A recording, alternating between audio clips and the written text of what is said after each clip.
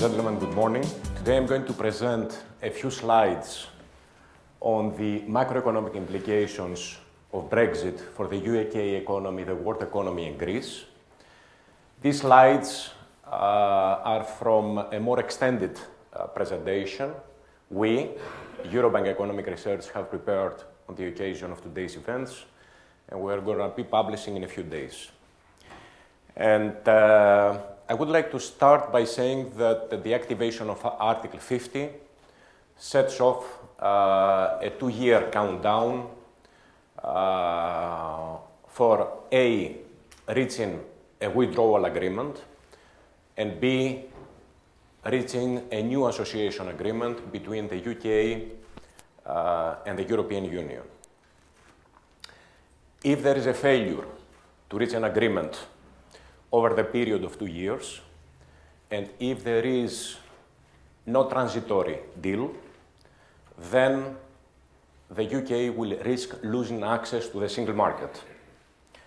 And this is very important because the single market of the European Union is something more than a simple free trade agreement or a customs union. The single market is based on the so-called four freedoms: the freedom of the movement of goods, services, capital, and people across borders. In addition to that, services are very important for the UK economy. Services account for around 4/5 of UK's GDP, around 2/5 of UK's exports, and apparently maintaining access to the single market in financial services is very important. It's the so-called passporting right, and the European passport. And actually, the European passport allows UK firms and corporations to operate in other EU 27 countries by, for instance, establishing branches and not having to establish subsidiaries, which is a much more, let's say, expensive and complicated way of operation, as it requires independent management and capital structures. So that's the framework. And I would like to look at some slides. The first slide presents a history of the European Union. It starts with the establishment of the European Steel and Coal Community in 1951, the establishment of the European Economic Community in 1957, the joining of the UK to the European Economic Community in 1973, the first referendum in UK on EEC membership, where the yes vote basically won with 67%, the establishment of the Single European Act, of course the Maastricht Treaty in 1992, where the UK basically was granted a number of opt-outs. So the UK has opt-out of the obligation of other European Union countries to basically move towards a closer European Union, and the obligation to ultimately introduce the single currency, the euro. And of course, it has opted out from the Schengen free border treaty. Then, in 2004, eight Eastern European countries joined the European Union.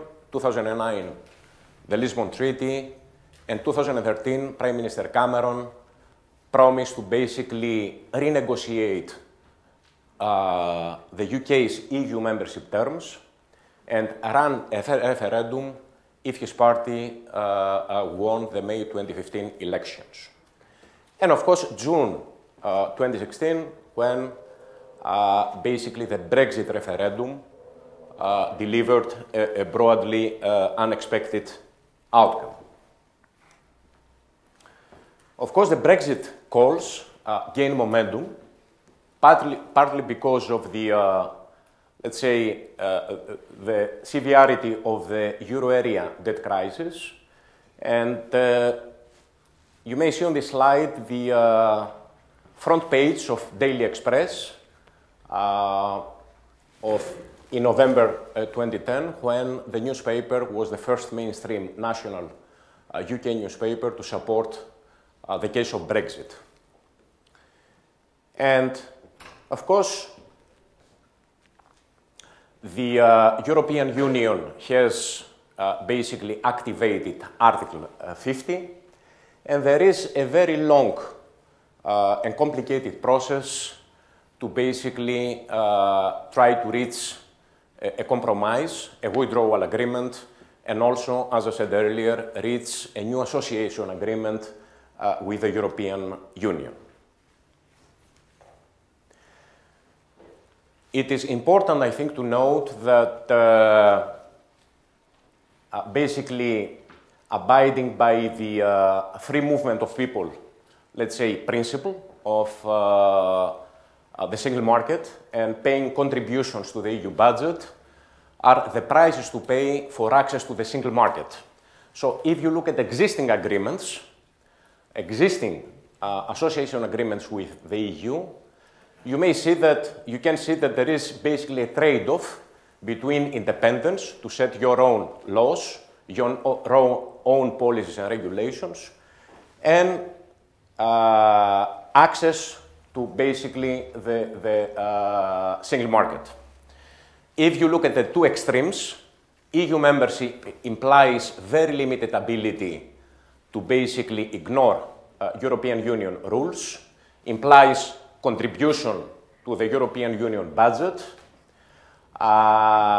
implies no flexibility to determine your own national immigration policy, and basically gives you the ability to influence EU rules by having voting rights to influencing these rules, provides you access to the single market, which is very important for the UK, and of course providing the so-called EU passport. On the other side of the potential, let's say, outcomes is the default to WTO rules. This is an outcome that I think, as it was mentioned by the previous speakers, is considered to be the less desirable outcome in terms of the macroeconomic implications of Brexit. And of course, the default to WTO rules provides a country the ability to basically ignore EU rules, have no contributions to the EU budget, run its own independent immigration policy, and of course having no ability to influence EU rules and laws and regulations, provides no access to the single market, and provides no let's say, access to the services market. It seems that the UK will aim to basically reach a compromise with the European Union, a so-called bespoke agreement, which terms, of course, remain to be seen. A few slides about the potential transmission mechanisms of the Brexit process to the UK economy and the rest of the world. It is true that initial expectations for a slowdown in the UK economy after the Brexit referendum proved overly pessimistic. Basically, the UK economy performed impressively well during the second half of 2016. As you may see on the chart on the left-hand side, and you look at these bars, you will see that, for instance, UK GDP grew by 0.5% on a quarter-on-quarter seasonally adjusted basis in the third quarter of 2016. and by 0.7% in the last quarter of 2016.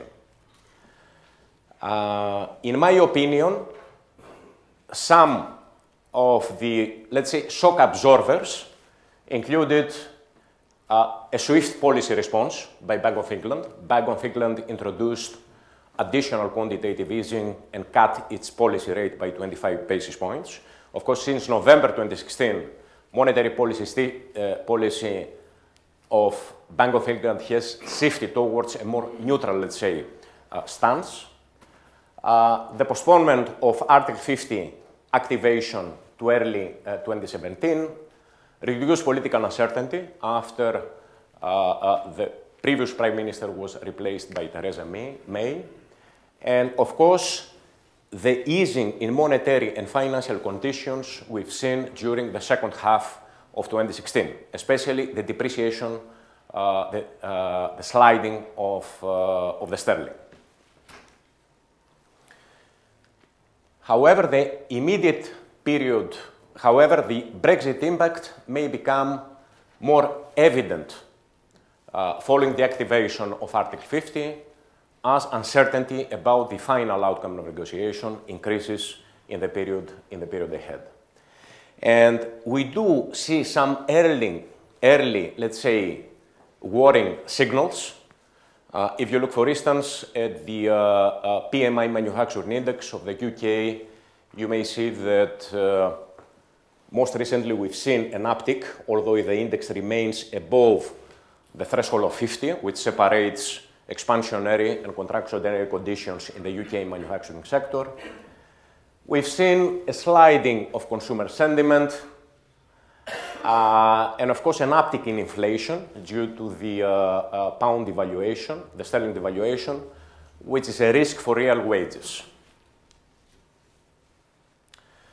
As regards the longer-term impact of Brexit on the UK economy, there have been a number of studies recently, over the last several years, trying to basically predict the macroeconomic impact of Brexit on the UK economy and, of course, the global economy.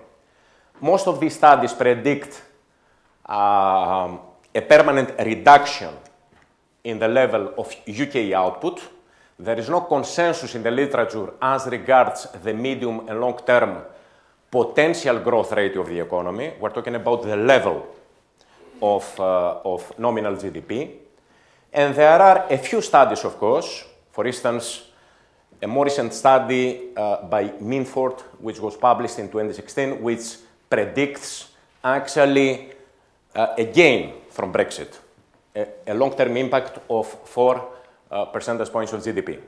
This particular study assumes that there is not going to be a significant trade disruption due to Brexit, that the UK will be in a position to unilateral lower tariffs, which is going to be a good development for UK consumers and businesses, and of course that UK will implement very aggressive deregulation. But there is, I think, let's say, a consensus that Brexit will be harmful for the UK economy. A first channel of transmission of the Brexit, let's say, impact is the trade balance. It's external trade. And the European Union is a very important trading partner for Brexit. Total UK exports to the rest of the European Union account for around 13% of UK GDP, whereas exports from the rest of the European Union to the UK account for around 3% of EU 27 GDP. The first graph on the top side shows the evolution of gross capital formation, which is investment, and the evolution of gross national savings.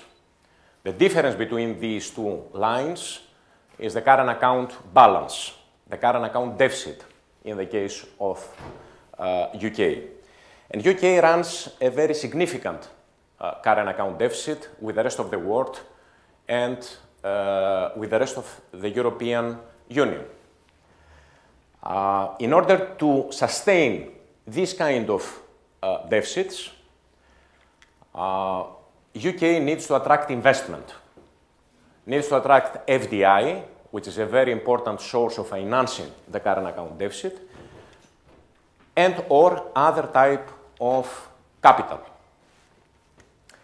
And if there is, let's say, a hard Brexit, then there is a risk of a slowdown in domestic demand, mainly investments, an increase of national savings in order to basically compensate and finance the discrepancy between gross capital formation and gross national savings, and or a permanent depreciation of the sterling in order to restore external equilibrium.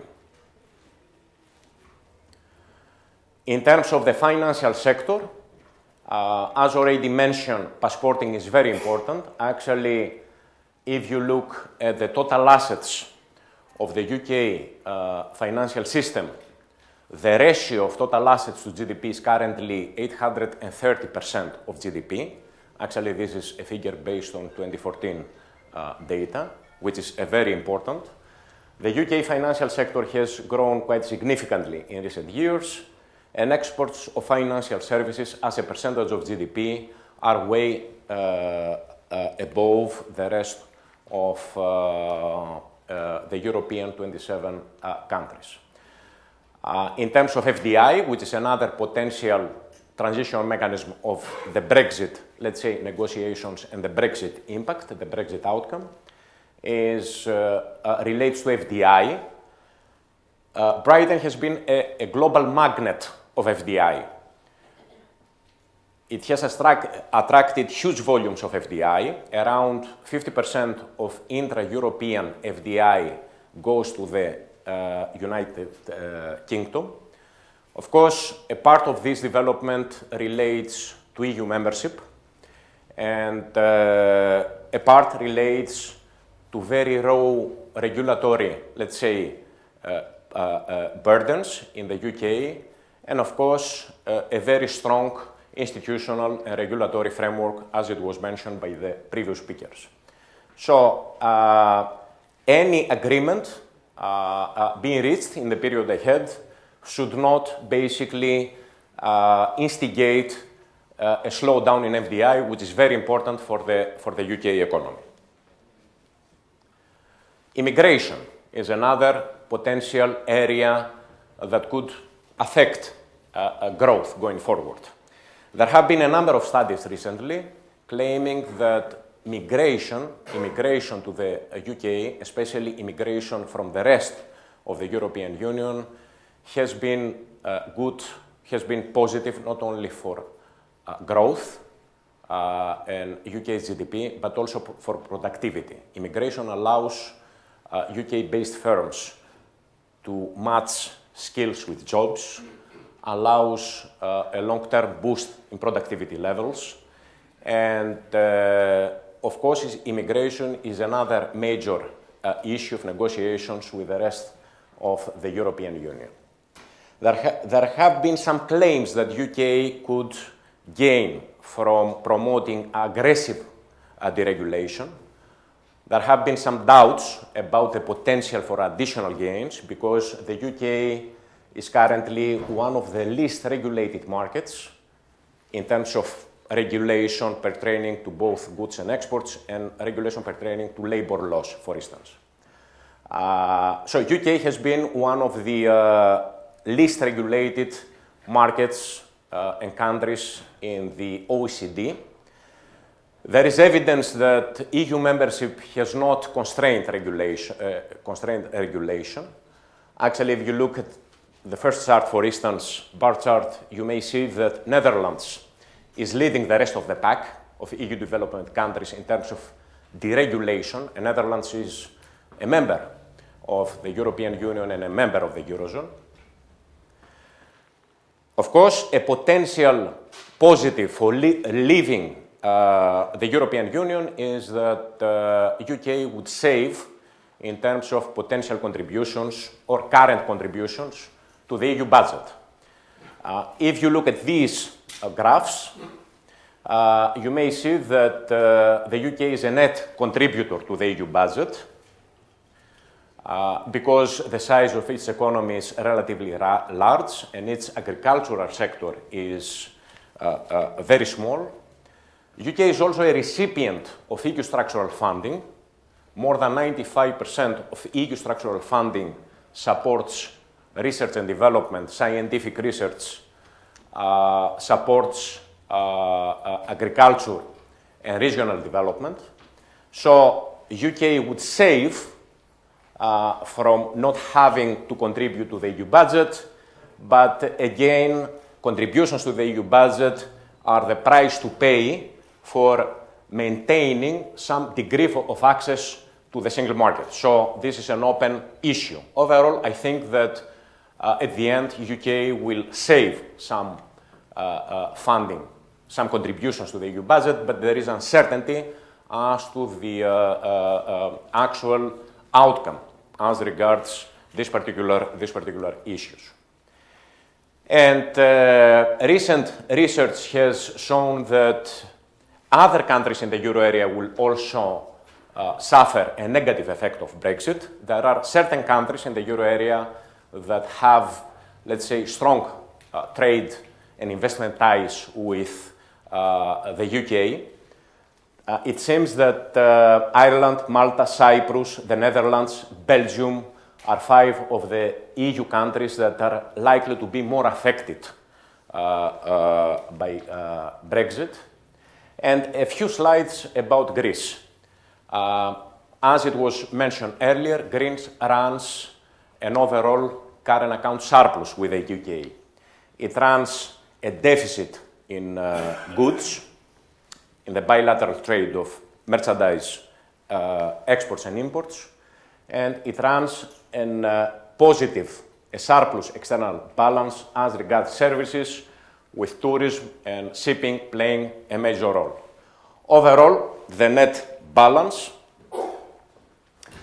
in 2016 was 1.4% of GDP. Of course, UK is a very important trading partner in terms of services, especially tourism, and apparently a hard Brexit, which is an outcome that will hopefully be avoided, would have an impact on the Greek economy via various channels. The most obvious one is tourism and shipping.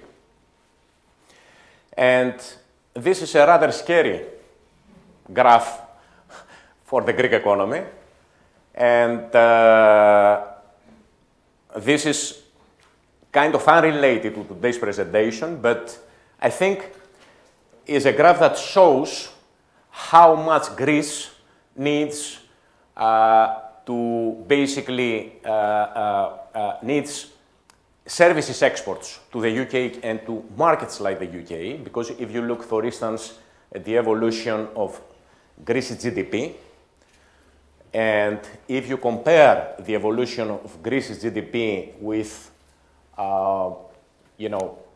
the euro area GDP and the Cypriot GDP, all indices are normalized at 100 in 2007. You may see this big decline. And even if official sector forecasts for the period ahead materialize for a growth rate of 2.7% this year and around 3% next year, Greece will continue to basically lag the rest of the pack, following the severe recession or depression of the previous years. So it is straightforward to me that a negative outcome in the negotiations or a hard Brexit would definitely have an impact on the Greek economy. There are 2 additional slides here showing the share of total Greek exports of goods and services vis-à-vis international trade with the UK, but all these graphs and many more will be in the study we're going to be publishing in a few days on the potential impact of Brexit on the euro area and the Greek economy. So, with that note, I would like to thank you very much for your attention.